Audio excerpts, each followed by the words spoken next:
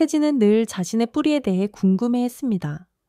할아버지는 따뜻하고 성실한 분이었지만 혈연으로 이어진 사이가 아니라는 건 어린 시절부터 어렴풋이 느껴졌습니다. 가족 사진 속에서 빠져있는 부모, 단 한 번도 언급되지 않은 어머니. 세진은 그 빈틈을 늘 스스로 채우며 자랐습니다. 딸기 농장의 일상 속에서도 그 빈자리는 언제나 조용한 그림자처럼 따라다녔습니다. 그날도 세진은 혼자 창고를 정리하다가 우연히 할아버지의 오래된 서랍장을 열게 되었습니다. 구석에 놓인 낡은 편지 한 장이 눈에 들어왔습니다. 편지 봉투에는 누렇게 바랜 글씨로 이름이 적혀 있었습니다. 김노사. 편지를 펼친 순간 종이 위에 남겨진 글자들이 눈앞에서 선명하게 살아났습니다. 그 아이는 너와 함께하면 분명 잘 자랄 거야.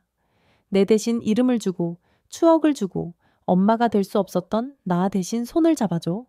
나 다시는 그 아이 곁에 갈 수 없을지도 몰라. 하지만 언젠가 내 이름을 듣고 찾아오게 된다면 그때는 그냥 잘 있었다고 말해줘. 편지와 함께 얇은 사진 한 장도 들어 있었습니다. 사진 속에는 젊은 여인이 빛바랜 정원 앞에 서 있었습니다. 단정한 원피스 차림, 어딘가 수줍은 듯 웃고 있는 그 표정은 낯설면서도 이상하게 익숙했습니다. 그 눈빛, 바로 그 눈빛이었습니다.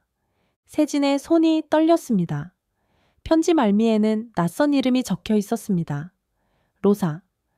호기심에 이름을 검색해 본 세진은 곧 놀라운 사실들과 마주하게 되었습니다. 시인 김노사, 로사 장학금, 그리고 로사 식당. 수많은 기록 속에서 같은 이름이 계속 등장했습니다. 그는 곧장 로사 식당을 찾았습니다. 그러나 그곳에서 마주한 할머니는 자신이 예상했던 인물과는 어딘가 달랐습니다. 그녀의 이름은 김노사. 그러나 그 눈빛과 태도, 표정 속엔 할아버지의 서랍 속에서 발견한 사진과는 다른 설명할 수 없는 느낌이 있었습니다. 사실 식당에 있는 할머니는 김노사가 아니었습니다. 그녀는 현상월이었습니다. 고아원 시절부터 자매처럼 함께 자라온 김노사의 가장 가까운 벗. 김노사가 병으로 세상을 떠나기 전 상월에게 마지막 유언을 남겼습니다. 내가 감당하지 못한 죄를 너한테 지우는 것 같아서 미안해, 상월아. 하지만 부탁이야. 내 아이, 내 마지막이야. 꼭 찾아줘. 대신 살아줘. 나로 사라져. 과거 김노사는 남편에게 지속적인 폭력을 당하고 있었습니다. 그 폭력 장면을 목격한 현상월은 결국 참지 못하고 로사를 보호하기 위해 다리미로 남편을 가격했고 그 일로 인해 로사의 남편은 죽고 말았습니다. 그녀는 살인의 죄로 수년간 옥살이를 해야 했습니다.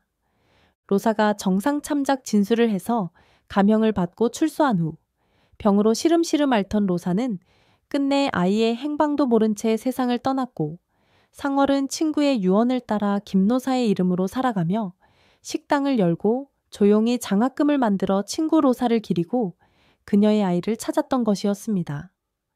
김노사는 남편 사망 이후 상월에 대한 깊은 죄책감 속에서 조용히 살아가고 있던 중 짧은 인연으로 아이를 갖게 되었습니다. 결혼은 하지 않았지만 그 아이는 그녀의 전부가 되었고 그녀의 마지막 희망이었습니다. 그러나 병이 깊어지며 그 아이와 오래 함께할 수 없다는 현실 앞에서 그녀는 가장 믿는 친구였던 세진의 할아버지에게 마지막 부탁을 남긴 것이었습니다. 그리고 그녀의 오랜 벗 현상월에게는 자신의 이름과 삶을 대신 이어가 달라는 유언을 남겼습니다. 그리고 그 아이가 바로 세진이었습니다. 자신을 키워준 할아버지는 혈연이 아닌 김노사의 친구였고 편지를 통해 아이를 부탁받은 이였습니다. 그리고 자신은 김노사의 아들이었습니다. 식당에서 마주한 할머니, 김노사의 이름으로 살아가는 현상월의 얼굴이 머릿속을 스쳤습니다. 따뜻한 듯하지만 어디엔가 말 못할 슬픔을 감추고 있는 눈빛. 그 눈빛은 낯설지 않았습니다. 상월은 먼저 세상을 떠난 자매 같은 친구 로사의 이름으로 살아오며 로사의 아들이 어딘가에서 잘 자라길 조용히 바랐습니다. 직접 다가갈 수는 없었지만 로사 이름으로 장학금을 만들고 혹여나 아이가 그 이름을 따라 찾아오게 될까 조용히 기다려온 삶이었습니다. 세진은 조용히 하늘을 올려다보았습니다. 마음속에서 오래 묻혀있던 어떤 무게가 천천히 가라앉고 있었습니다. 그 무게는 고통이 아니라 잊히지 않은 사랑의 무게였습니다. 엄마. 그는 처음으로 그 단어를 마음속에서 조심스레 불러보았습니다. 말하지 않아도 보지 않아도 이어져 있는 어떤 끈이 있었다는 것을 이제는 믿고 싶었습니다. 식당 안에서 마주한 현상월을 바라보며 세진은 주머니에서 조심스레 무언가를 꺼냈습니다. 그것은 할아버지의 서랍 속에서 찾은 어머니, 김노사의 낡은 편지와 함께 들어있던 빛바랜 사진 한 장이었습니다. 이 사진 속에 있는 분을 아시나요? 제 어머니인가요? 김노사라는 분. 세진의 목소리는 떨리고 있었지만 눈빛만은 단호했습니다. 그는 편지와 사진을 현상월 앞에 내밀었습니다. 이걸 보고 왔습니다. 진실이 알고 싶어서요. 현상월은 그 이름이 입 밖으로 흘러나오는 순간 손에 쥐고 있던 수건을 천천히 내려놓았습니다. 그리고 다시금 세진이 내민 사진을 바라보았습니다. 낯설지 않은 얼굴, 너무도 익숙한 그 미소에 숨이 멎는 듯 했습니다. 그녀는 조심스레 물었습니다. 이걸 어디서 난 거니? 세진은 조용히 대답했습니다. 할아버지의 서랍장 안에 있었습니다. 오래된 편지와 함께 제 어머니에 대한 유일한 흔적이었어요. 너 설마? 세진은 조심스레 편지를 건넸습니다.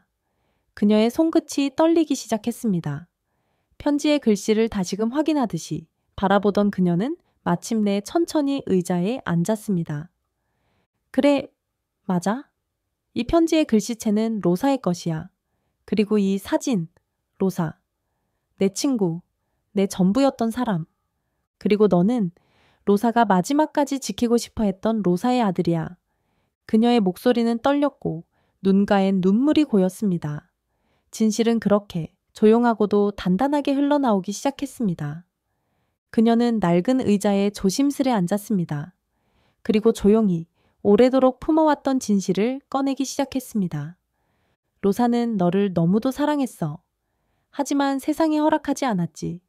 자신이 가진 이름이 상처였고 죄였고 또 몸이 아파서 너를 돌볼 수가 없는 처지였어. 로사가 병이 깊어질 무렵 나는 아직 수감 중이었어. 그땐 내가 곁에 있어줄 수 없었지. 그래서 로사는 믿었던 친구에게 너를 맡겼다고 했어. 하지만 그 후로 로사의 병이 더 깊어지고 너를 맡긴 친구와 연락이 끊겼어. 어디에 있는지도 모른 채 로사는 결국 세상을 떠났어. 그때 나에게 남긴 마지막 유언이 바로 너였어. 너를 찾아달라고, 그리고 자신이 다하지 못한 사랑을 대신 전해달라고. 세진은 말없이 고개를 끄덕였습니다. 눈앞의 현상월, 어쩌면 어머니의 삶을 이어 살아낸 또 다른 어머니 앞에서 무엇을 더 말할 수 있을지 몰랐습니다. 상월은 떨리는 손으로 세진의 손등을 살며시 감쌌습니다. 널 알아보지 못해 미안하다. 하지만 널 기다리지 않은 날은 없었다. 그 말은 이 작은 식당 안의 공기를 단숨에 무겁게 만들었습니다. 긴 세월 동안 이름을 감춘 채 남의 삶을 대신 살아온 한 사람의 고백, 그리고 그 이름을 찾아 다시 돌아온 한 아이. 세진은 오래도록 붙잡고 있던 사진을 내려다보았습니다. 사진 속 여인의 미소는 이제 더 이상 낯설지 않았습니다. 엄마가 살아계셨던 게 아니더라도 누군가 날 이렇게 기다려줬다는 게 고맙습니다. 그 순간 상월의 눈에서 조용히 눈물이 흘렀습니다. 그것은 로사의 아들을 찾아 헤맨 오랜 시간의 무게가 녹아내리는 눈물, 로사와의 약속을 마침내 지켰다는 기쁨과 슬픔이 뒤엉킨 눈물이었습니다. 식당 밖은 저녁 햇살이 길게 늘어진 채 노을로 물들고 있었습니다. 세진은 식당 문을 나서며 하늘을 올려다보았습니다. 잊힌 이름들, 감춰진 진실, 그러나 결국은 이어진 마음들. 이제는 그 모든 것을 품고 세진은 자신의 길을 다시 걸어갈 준비가 되어 있었습니다.